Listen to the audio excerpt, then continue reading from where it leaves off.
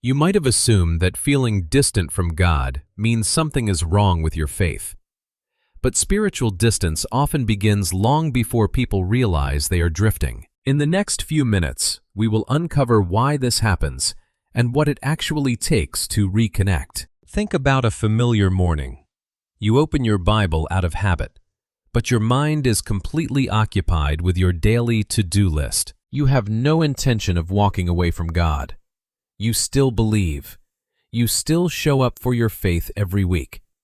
But deep down, you cannot deny a growing sense of dryness. It is not an intentional rebellion. The deep intimacy you once felt is simply missing. This video is not about emotional highs or quick fixes. Instead, we are going to look closely at what is actually happening beneath the surface, showing you a practical path to rebuild a real connection with God. If you have ever wrestled with this quietly, share your thoughts in the comments below. Because before we can close the distance, we must first recognize it. Many of us are losing our connection without even knowing it. Sometimes, the biggest danger is the one that remains unnamed. You still believe in God. You still go to church every week, read your Bible, and say grace before meals. From the outside, everything looks perfectly stable, but deep down, you feel a lingering emptiness, an undeniable coldness. The harsh reality is that we easily mistake the stability of routine for spiritual connection. We can easily run our religious activities on autopilot. You flip through the pages of Scripture, but your mind is drifting to tomorrow's to-do list. You repeat familiar prayers out of habit, then finish without even remembering what you just said. And when Monday morning rolls around, you are right back to the anxiety, the anger, and the pressure.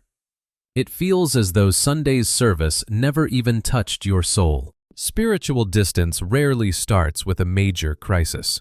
It gives no warning. It quietly erodes our faith through the busyness of daily life. This calls to mind the warning in Revelation chapter 2, verses 4 and 5. Yet I hold this against you. You have forsaken the love you had at first. Consider how far you have fallen. Repent and do the things you did at first. God did not walk away because they abandoned the faith. He called them out because they lost the core fire of their love.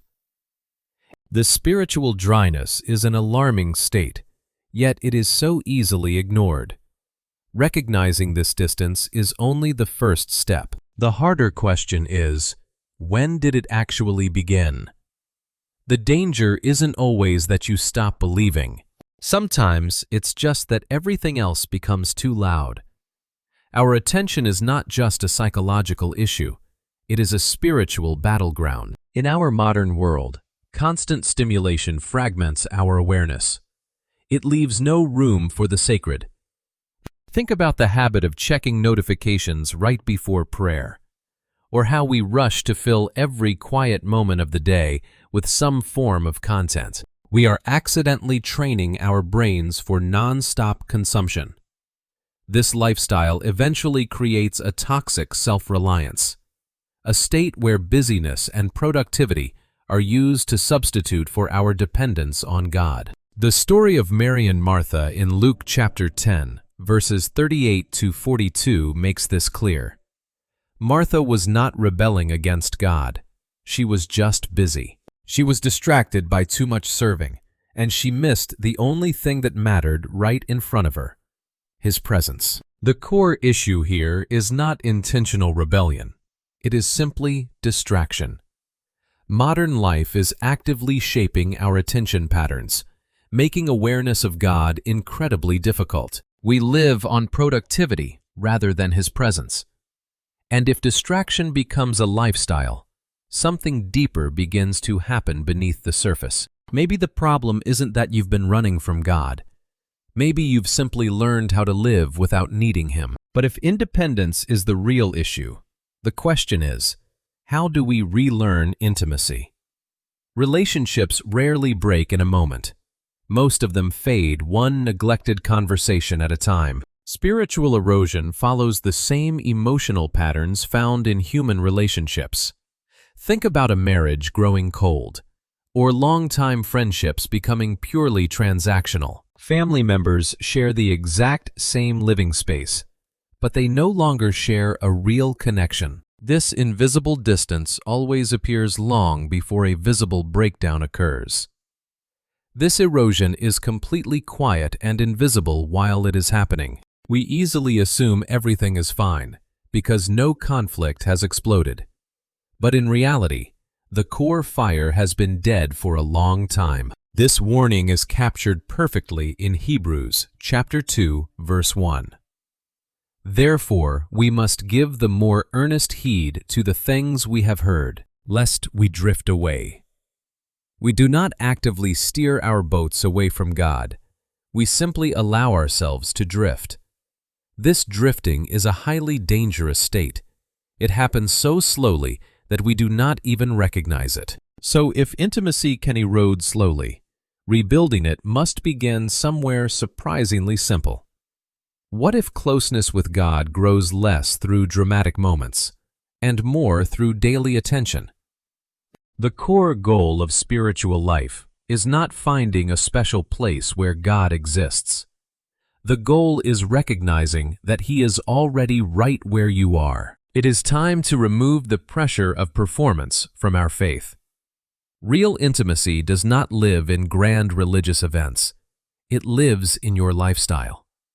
Learn to notice Him in the most ordinary moments. Take a short pause to pray before opening your morning emails. Whisper a prayer for peace right before a difficult conversation. Or simply call on Him the moment anxiety hits. God is always there. James chapter 4, verse 8 gives us a beautiful promise. Draw near to God, and He will draw near to you. You do not need a perfect performance to get His attention. You just need to turn back. His presence is a gift. It is not a reward you have to earn. But awareness alone is not enough if it still depends on your own strength. The answer was never more pressure. It was deeper trust. The exhaustion you feel often comes from carrying what was never meant to be carried alone. Carrying future fears, trying to control outcomes, measuring your spirituality through performance. We mistake striving for surrender. We mistake control for trust. But grace is the true foundation of intimacy. Ephesians chapter 2, verses 8 and 9 reminds us, For by grace you have been saved through faith, and that not of yourselves. It is the gift of God, not of works, lest anyone should boast. Real dependence is not weakness. It is the doorway to intimacy. The moment you stop carrying everything alone, you finally make room for God again. Feeling distant from God is rarely the result of a sudden decision to walk away. It is usually the quiet outcome of losing our attention over time. The way back out of this dryness is not to strive harder, but to return to a simple awareness and dependence on Him every single day. What you have lost was never your faith. It was simply your conscious companionship with Him. If you have stayed with this message until now, you are not someone walking away from faith. You are someone trying to rediscover what closeness really means. Let us keep learning how to walk with Him in the ordinary moments of life. What part of this message spoke to your season right now? I would love to hear your thoughts in the comments. If you want to keep growing in this kind of honest and grounded faith, you are welcome to join us here. You are never further than grace can reach, and you are never walking this alone.